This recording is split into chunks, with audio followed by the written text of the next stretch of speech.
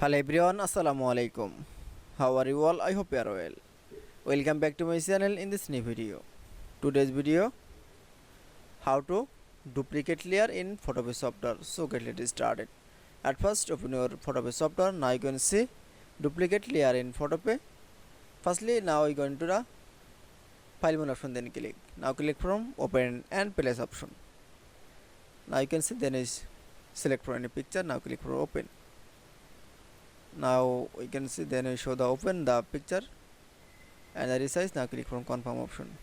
Now duplicate layer in the layer. Now going to the layer option. Now click from mouse right button option, then click. Now click from duplicate layer.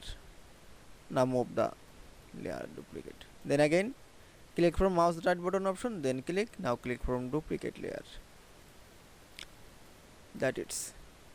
Now you can see duplicate layer in Photopea software is very easily. I hope you enjoyed the video. Please like, comment, share and subscribe my channel. Thanks for watching.